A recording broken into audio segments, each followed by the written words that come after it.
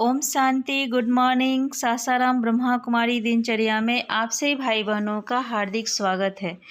आज साप्ताहिक पाठ्यक्रम का लास्ट दिन है, जिसमें कि आज राजयोग का विषय है, परमात्मा को कैसे याद किया जाए। उसके लिए हम लोग जा रहे हैं, लेकिन आज भारत बंद होने की वजह से हम लोगों ने रास्ते को चेंज किया है। कैनाल के रास्ते जा रहे हैं और शहर से बाहर ये रास्ता है। अभी तकिया पुल होते हुए चित्राटांड हम लोग पहुँचेंगे। वहाँ पर काफ़ी अच्छा आज भव्य कार्यक्रम है, काफ़ी गेस्ट लोग भी आ रहे हैं। सासाराम में किसान आंदोलन को लेकर के टोल टैक्स पर काफ़ी लोगों ने जाम किया हुआ है, चक्का जाम किया है, जिसके वजह से हम लोगों की भी गाड़ी यहाँ पर फंसी हुई है। इसी रास्ते से हम लोगों को जाना है। यहाँ प्रोग्राम स्थल पर हम लोग पहुँच गए। आप सबको पता हो कि प्रतिदिन यहाँ पे 250 भाई बहनें रेगुलर साप्ताहिक पाठ्यक्रम किया है। एक दिन भी इन लोगों ने मिस नहीं किया है कोर्स को। काफ़ी यहाँ अच्छे रिजल्ट आए हैं और काफ़ी उमंग उत्साह से यहाँ के भाई बहनों ने क्लास किया है। और यहाँ पे आज के दिन थोड़ा सा कार्यक्रम को बढ़ाया गया है। यहाँ गीता पाठशाला का रूप भी आज यहाँ पर दिया जाएगा, जिसमें कि झंडा बाबा का झंडोत्तोलन का भी यहाँ कार्यक्रम है। फीता काट करके गीता पाठशाला का उद्घाटन होगा, विधिवत भोग लगेगा। तो इस तरह का आज कार्यक्रम है, क्योंकि आज साप्ताहिक पाठ्यक्रम का लास्ट दिन है। उसके बाद यहाँ पे 3 तारीख से मुरली स्टार्ट होगा। अभ्यास बना हुआ है, उसी तरह से हम लोगों को भी परमात्मा को ऐसे याद किया जाता है। ये दुनिया परिवर्तनशील है ना। जैसे जैसे हम लोग बड़े होते हैं वैसे वैसे परिवर्तन होता है। उसी तरह से हमारी बुद्धि इस संसार से निकल करके परमात्मा के साथ जोड़ने का अभ्यास चाहिए। इसको भी एक परिवर्तन करना है, इसलिए उनको याद करना पड़ता है। जैसे नेहरू जी भी गांधी जी को समय अनुसार याद करते थे कि आज यदि गांधी जी होते तो मुझे इस मौके पर अच्छी मत देते। तो कोई भी व्यक्ति को जब अच्छा मत दिया जाता है तो उस व्यक्ति को समय पर याद किया जाता है। स्वार्थवश, जिसको स्वार्थवश याद करते हैं। और एक याद स्वतः आती है और एक याद सताती है। तो स्वतः कैसे याद आती है? तो स्वतः याद यानी जहाँ पे हमारा स्वार्थ होता है ना, वहाँ पर हम याद करते हैं स्वार्थवश। जैसे हमें कोई व्यक्ति से मिलना है, जैसे कि मान लेते हैं कि कोई व्यक्ति ऑफिस जाने वाला व्यक्ति है, नौकरी करने वाला व्यक्ति है, दुकान पर बिजनेसमैन है, तो इन लोगों की बुद्धि क्या होती है? स्वतः याद आती है। उन्हें याद करना नहीं पड़ता, पहला व्यक्ति को याद करना पड़ता है कि हमें इस मौके पर हमें ये फलाने ने मदद किया था। हम परमात्मा को याद करके अंतिम जन्म में, और परमात्मा मुझे 21 जन्मों के लिए प्राप्ति कराते हैं। 21 जन्म कहाँ कौन सा कहा जाएगा? 21 जन्म किसको कहता है? सतयुग में कितना जन्म? भूल गए कितने जन्म सतयुग में होंगे? 8 जन्म, है ना। 8 जन्म भूल जा रहे हैं। त्रेता में 12 जन्म और संगम पर 1 जन्म, जो अभी जन्म है ना, ये भी मिला दिया जाता है। 21 जन्म। 21 जन्मों की प्राप्ति परमात्मा मुझे करा रहे हैं। इस जन्म में, अंतिम समय में परमात्मा कहते तुम एक बार मुझे अपना बना करके देखो, मैं तुम्हें सर्व प्राप्तियों से भरपूर कर दूंगा। एक जन्म केवल उसको अपना समझ रखे, यही मेरी दुनिया है, यही मेरा संसार है, और इतना ही दूर में हम नाचते हैं। इससे आगे जाने का मेरे में अकल ही नहीं है कि मैं आगे जाऊं। तब परमात्मा आकर के मुझे ये अकल सिखाते हैं कि अब मुझे उसको याद करो। वो परमात्मा पिता है। वो एक दुनिया, ऐसी दुनिया स्थापन करते हैं जहाँ की दुख का नाम निशान नहीं, जहाँ की आपस में इतने भाईचारे होंगे, सब हमारा परिवार है। इससे थोड़ा हटो, और जब तक इससे हटेंगे नहीं तब तक बुद्धियोग परमात्मा से नहीं जुड़ सकता है। और जो भी सगे संबंधी है, ये कर्म के हिसाब किताब वाले हैं। ये कर्म का हिसाब किताब है। जो हमारे पिता बने हैं, हमारे पति बने हैं, हमारे बच्चे बने हैं, हमारे गुरु बने हैं, ये सब कर्मों का हिसाब किताब है। जिस दिन इनके साथ हमारा हिसाब किताब पूरा, उसी दिन हम इनके साथ छोड़ करके ये ज्ञान यज्ञ चल रहा है। स्थूल में हम लोग जैसे हवन यज्ञ करते हैं तो लास्ट में पूर्णाहुति होती है। तो आज जो है पूर्णाहुति का दिन है। हम लोग कहते हैं ना कि यज्ञ की पूर्णाहुति। तो जब यज्ञ की पूर्णाहुति होती है तो हम लोग बहुत सारे हवन सामग्री डालते हैं। तो आज जो है हम लोग कौन सा सामग्री डालेंगे? जो चीजें हमको दुख दे रहा है। तो 5000 वर्षों का जो कालचक्र दिखाया गया है कि 2500 वर्षों में सतयुग और त्रेता, 2500 वर्षों में द्वापर और कलयुग, इन सारी सब चीजों को हमने भी सुना ना तो बहुत अजीब गरीब लग रहा था। और जो कि हम लोगों ने सुना है कि अभी कलयुग ही लाखों वर्ष बचा हुआ है ना? हम लोग सुने हैं ना, है ना, जानते भी रहे। और इसमें थोड़ा सा हमें असमंजस दिखाई दे रहा था इस बात को मानने में। लेकिन जब हमें ज्ञान में बताया गया कि अगर 5000 वर्ष नहीं कलयुग ही लाख हजार वर्ष, तो आप सोच सकते हैं कि हमारा ज्ञान 5000 वर्ष की ये संख्या बता रही है कि अभी 800 करोड़ पूरे विश्व की जनसंख्या हो चुकी है, हो गई है ना? तो अब ये अगर लाख वर्ष अगर होगा तो अब ये कितनी जनसंख्या होगी? तो अब यह सोचने की बात है।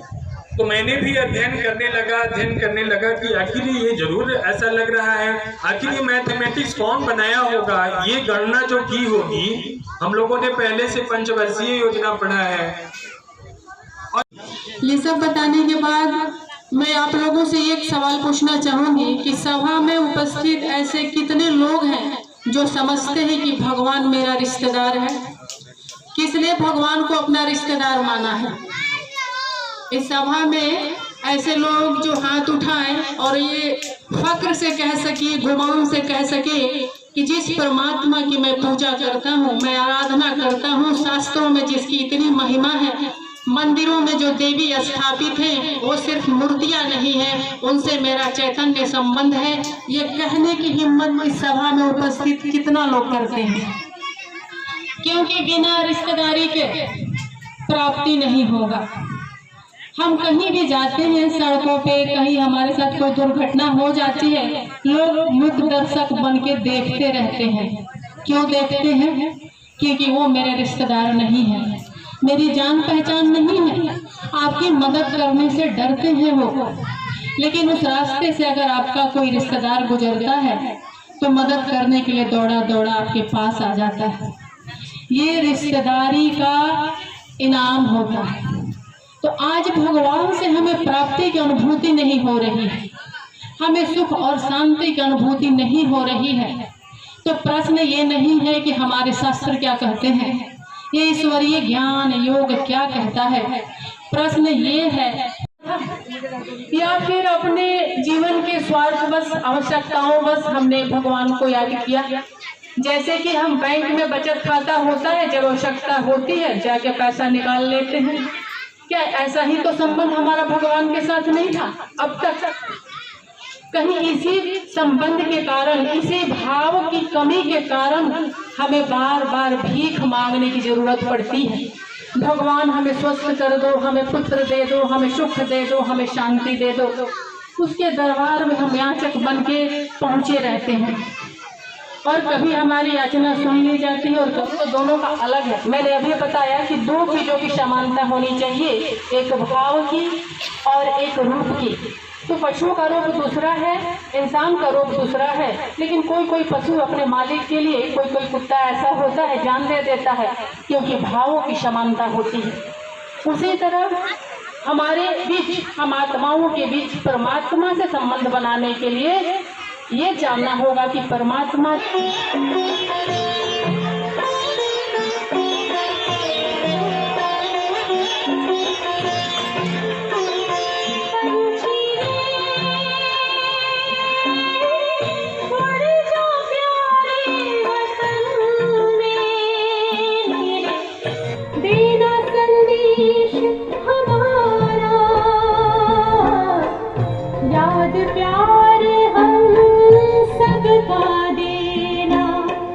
लावतन का